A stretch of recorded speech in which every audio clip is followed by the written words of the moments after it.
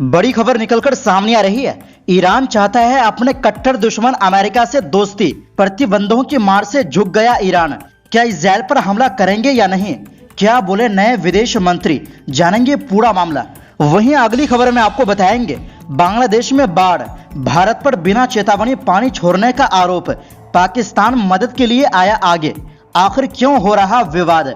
इसी के साथ आपको बताएंगे हज 2025 के शेड्यूल का ऐलान, सऊदी अरब ने बदले कई अहम नियम, एक कमरे में नहीं रह सकेंगे पति पत्नी। तो दोस्तों सभी खबरें हम आपको आसान भाषा में विस्तार से बताएंगे, तो आप मेरे साथ इस वीडियो के आखिर तक बने रहिए। तो बिना टाइम लेते हुए बात करते हैं खबरों की।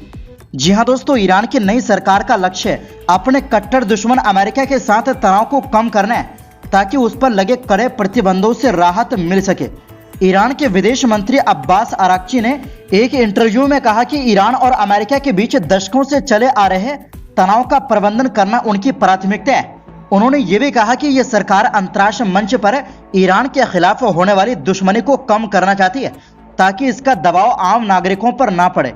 1979 की इस्लामी क्रांति के बाद ईरान और अमेरिका के बीच राजनयिक संबंध खत्म हो गए थे। इसके बाद से ही दोनों देशों के बीच दुश्मनी का माहौल रहा है। 2015 में एक परमाणु समझौते के तहत ईरान को उसके परमाणु कार्यक्रम पर रोक लगाने के बदले आर्थिक प्रतिबंधों से राहत मिली थी, लेकिन 2018 में अमेरिका ने इस समझौते से एक तरफा बाहर निकलकर फिर से ईरान पर प्रतिबंध लगा दिए, जिससे दोनों देशों के बीच फिर से तनाव बढ़ गया। अराक्ची ने बताया कि ईरान की विदेश नीति में अब अमेरिका के साथ तनाव को कम करने पर ध्यान दिया जाएगा। इसके अलावा पड़ोसी देशों और चीन, रूस जैसे देशों के साथ रिश्ते मजबूत करने पर जोर दिया जाएगा। साथ ही ईरान का ध्यान अफ्रीकी देशों की ओर भी होगा। हालांकि यूरोपीय देशों को तब तक प्राथमिकता नहीं दी जाएगी जब तक वो ईरान के खिलाफ अपनी शत्रुतापूर्ण नीतियों को नहीं बदलते। अराक्ची ने यह भी स्पष्ट किया कि ईरान प्रतिरोध की धुरी का समर्थन करता रहेगा। ये प्रतिरोध की धुरी उन सशस्त्र समूह का नेटवर्क है जो इजराइल का विरोध करते हैं और उनके खिलाफ हमलावर है और मध्य पूर्व में ईरान के समर्थन से सक्रिय है।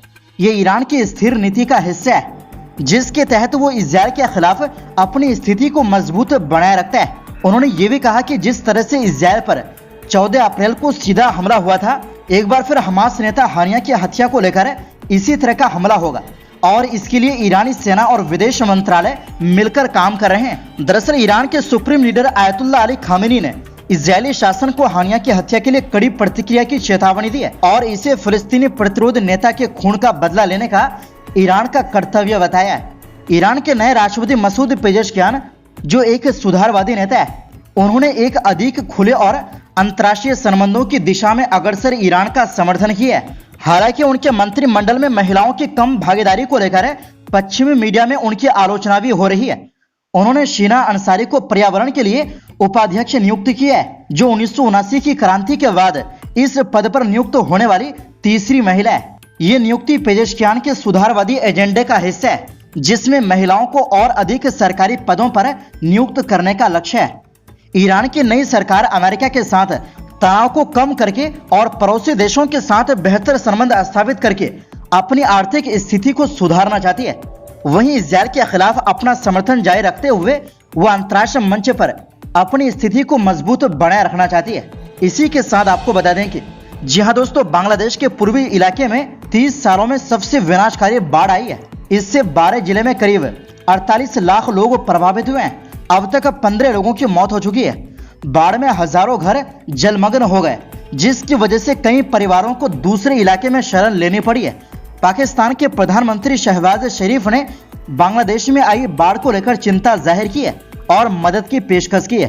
पाकिस्तानी पीएम ने शुक्रवार को बांग्लादेश की अंतरिम सरकार के चीफ एडवाइजर मोहम्मद यूनुस को चिट्ठी लिखी। शरीफ ने चिट्ठी में लिखा, पाकिस्तान बाढ़ से प्रभावित उन लोगों के साथ बहादुरी से खड़ा है जिन्होंने अपने करीबी लोग, घरों और रोजगार खो दिए हैं। हम बांग्लादेश को किसी भी प्रकार की सहायता देने के लिए तैयार है। इससे पहले अंतरिम सरकार के कुछ नेता समेत खालिदा जिया की बांग्लादेश नेशनलिस्ट पार्टी बीएनपी के नेताओं ने भी इस बाढ़ के लिए भारत को दोषी बताया था। शेख हसीना को सत्ता से हटाने वाले छात्रों के लीडर नाहिद इस्लाम ने आरोप लगाया कि भारत ने बिना चेतावनी पानी छोड़ दिया।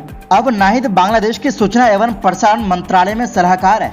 बीएनपी पार्टी के संयुक्त महासचिव रूहुल कबीर रिजवी ने आरोप लगाया कि भारत ने जानबूझकर त्रिपुरा में गोमती नदी पर बने डंबुर बांध का दरवाजा खोला, जिसकी वजह से इतनी भीषण बाढ़ आई। उन्होंने कहा कि भारत को बांग्लादेश के लोगों की परवाह नहीं है। सोशल मीडिया पर भी भारत के खिलाफ बड़े पैमाने पर अभियान चलाया जा रहा है, इंडिया आउट कैंपेन चलाया जा रहा है। कई ऐसे पोस्ट वायरल है जिनमें दावा किया गया है कि भारत ने जानबूझकर बांग्लादेश में पानी छोड़ा क्योंकि वो शेख हसीना के हटने से नाराज है। इसके बाद भारतीय विदेश मंत्रालय ने गुरुवार को बयान जारी कर कहा है कि बांग्लादेश में आई बाढ़ के लिए भारत जिम्मेदार नहीं है। विदेश मंत्रालय ने कहा, बांग्लादेश में यह अफवाह है कि बाढ़ की वजह त्रिपुरा में डंबुर बांध का दरवाजा खोलना है, ये सच नहीं है। मंत्रालय ने कहा कि भारत और बांग्लादेश से होकर बहने वाली गोमती नदी के आसपास के इलाके में इस साल की सबसे ज्यादा बारिश हुई है। इस वजह से दोनों तरफ समस्या हुई है। दोनों देशों के बीच मौजूदा नदियों में आने वाली बाढ़ एक साझा समस्या है जिससे दोनों देशों के लोगों को जूझना पड़ता है। इससे निपटने के लिए दोनों देशों के सहयोग की जरूरत है। मंत्रालय ने यह भी कहा कि डंबुर बांध बांग्लादेश की सीमा से 120 किलोमीटर से अधिक दूर है। ये कम ऊंचाई करीब 30 मीटर का बांध है जो बिजली पैदा करता है और वो बिजली ग्रिड में जाती है। इससे बांग्लादेश को भी त्रिपुरा से 40 मेगावाट बिजली मिलती है। बीबीसी के मुताबिक बाढ़ से त्रिपुरा में अगस्त महीने के दौरान अब तक सामान्य से 151% ज्यादा बारिश हो चुकी है। यहाँ 4 दिनों से लगातार बारिश हो रही है। इस वजह से आई बाढ़ से 17 लाख से ज्यादा लोग इससे प्रभावित हुए हैं। इसी के साथ आपको बता दें कि जी हां दोस्तों, भारतीय हज समिति ने अगले साल 2025 के हज यात्रा के लिए शेड्यूल जारी कर दिया है। राजस्थान राज्य हज समिति के अधिकारी डॉक्टर महमूद अली खान ने बताया है कि ऑनलाइन आवेदन 9 सितंबर तक जमा किए जा सकते हैं। सितंबर के तीसरे सप्ताह में रैंडम डिजिटल सिलेक्शन के जरिए हज यात्री का चयन किया जाएगा। इसके बाद चयनित लोगों को फीस जमा करनी होगी। साथ ही पासपोर्ट की हार्ड कॉपी और स्वास्थ्य प्रमाण पत्र भी अक्टूबर के दूसरे या तीसरे सप्ताह तक हज समिति को जमा करना होगा। दरअसल इस बार हज के लिए सऊदी सरकार ने नियमों में भी कुछ बदलाव किए हैं। हज के दौरान शादीशुदा जोड़े को अब एक ही कमरे में रहने की अनुमति नहीं है। ये नया नियम हज 2025 से लागू होगा। पुरुष और महिला तीर्थयात्रियों को अलग अलग कमरों में रखा जाएगा और पुरुषों को महिला तीर्थयात्री के कमरे में एंट्री करने की अनुमति नहीं होगी। भले ही पति और पत्नी कमरा शेयर नहीं करेंगे, लेकिन आसानी के लिए उनके कमरे पास पास होंगे। महिला हिजाज की सिक्योरिटी और प्राइवेसी बढ़ाने के मकसद से ये किया गया है। अगले साल हज यात्री भारत से 29 अप्रैल से 30 मई 2025 के बीच सऊदी जाएंगे। हज की अहम रस्म 30 जून से 8 जून तक होगी। ये तीर्थ यात्रा का सबसे महत्वपूर्ण चरण है, जहां लाखों मुसलमान अपने ईमान के मरकज में रस्म अदा करने के लिए मक्का में इकट्ठा होते हैं। हज पूरा करने के बाद तीर्थ यात्री अपनी वापसी यात्रा शुरू करेंगे। तीर्थ यात्रियों की वापसी 11 जून से 10 जून तक निर्धारित है। अभी तक 70 साल से ज्यादा उम्र के तीर्थ यात्रियों को एक साथ ही लाने की अनुमति थी। नए नियमों में ये एज लिमिट को घटाकर 65 वर्ष कर दिया है। दरअसल हज एक महत्वपूर्ण धार्मिक यात्रा है जिसे दुनिया भर के सभी मुसलमानों को अपनी जिंदगी में कम से कम एक बार करना होता है। ये उन लोगों पर फर्ज है जो सऊदी अरब में इस महत्वपूर्ण तीर्थ यात्रा को करने के लिए आर्थिक और शारीरिक रूप से सक्षम है। भारत से 1,75,000 लोग हर साल हज करने के लिए सऊदी अरब जाते हैं। तो दोस्तों, फिलहाल के लिए इस रिपोर्ट में बस इतना ही। तब तक देखते रहिए MW न्यूज।